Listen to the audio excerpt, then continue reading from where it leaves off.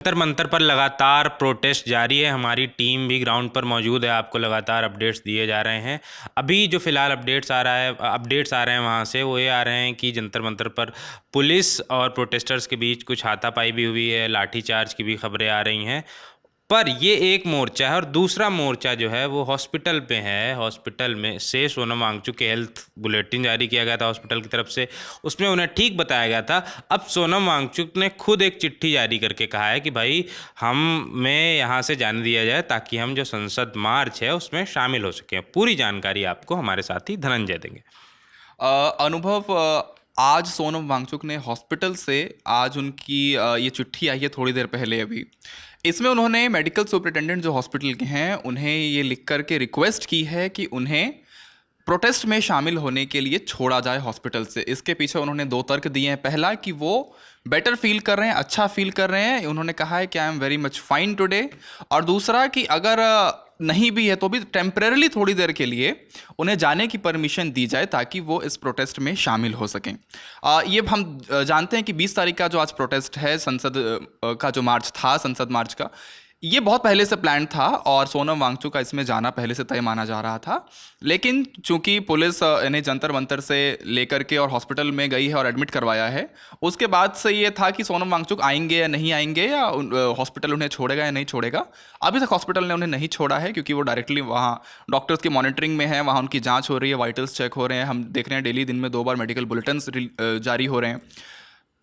तो ये हॉस्पिटल ने उन्हें अभी तक रिलीज़ नहीं किया है, अभी तक वो एडमिट है वहाँ। तो उन्होंने रिक्वेस्ट की है कि उन्हें थोड़ी देर के लिए छोड़ा जाए ताकि वो इस प्रोटेस्ट में शामिल हो सके। अच्छा, इससे पहले भी सोनम वांगचुक ने एक चिट्ठी जारी की थी, उसमें क्या 3 शर्तें रखी थी कि वो अपना अनशन तोड़ देंगे। किस वजह से उन्होंने, मतलब 3 शर्तें रखी थी, वो क्या शर्तें होंगी जब वो अपना हंगर स्ट्राइक खत्म कर देंगे? तो ये सवाल बहुत पहले से उठ रहा था कि आज जो 20 तारीख का प्रोटेस्ट है, ये प्रोटेस्ट मान लीजिए कि आज हो भी जाता है, इसके बाद आगे के आंदोलन का क्या होगा?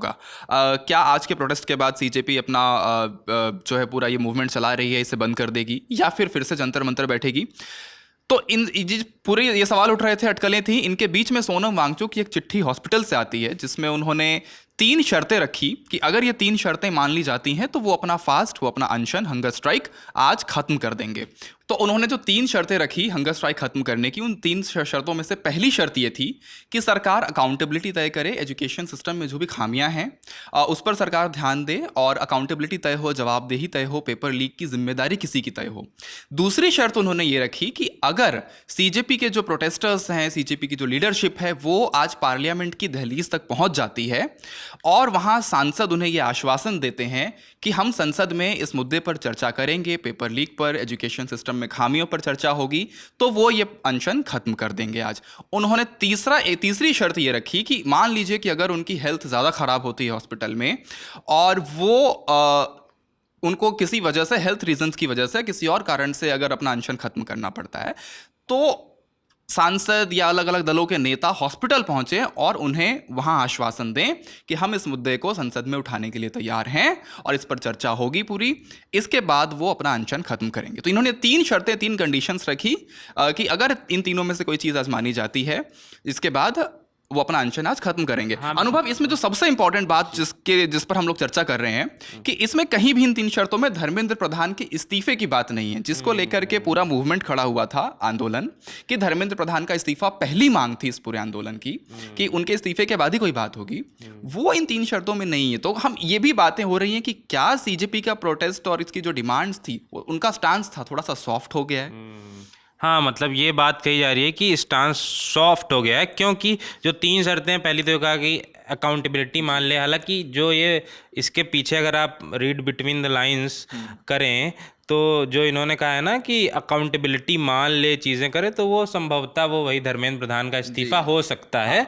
और दूसरी जो उन्होंने बात कही है कि अगर हमारा मार्च पहुंच जाता है संसद तक और संसद में इस पर चर्चा हो, और उन्होंने ये नहीं कहा है कि सरकार चर्चा करे, उन्होंने कहा है डिफरेंट पॉलिटिकल पार्टीज़ के जो लीडर्स हैं। और यही उन्होंने बात तीसरे वाले में भी कही है कि अगर हम लोग की हेल्थ ठीक, मतलब मेरी हेल्थ ठीक नहीं रहती और आके मुझसे यहाँ पे आश्वासन दिया जाए मुझे हॉस्पिटल में, तब मैं अपनी हंगर स्ट्राइक ख़त्म करूँगा। बाकी अब वो हंगर स्ट्राइक ख़त्म करते हैं या नहीं करते हैं, क्या हॉस्पिटल से उन्हें परमिशन मिलती है कि वो जाके संसद मार्च है उसमें शामिल होंगे, और संसद मार्च क्या जो कॉकरोचेस हैं, जो खुद को कॉकरोचेस कहते हैं सीजेपी वाले, वो संसद तक पहुंच पाते हैं, ये पूरा जो अपडेट है वो हम आपको देते रहेंगे। हमारी 4-5 टीमें ग्राउंड पे मौजूद हैं, सब कुछ आप तक पहुंचता रहेगा। मेरे साथी धनंजय, मैं हूं अनुभव। देखते रहिए दी लर्निंग टॉप। शुक्रिया।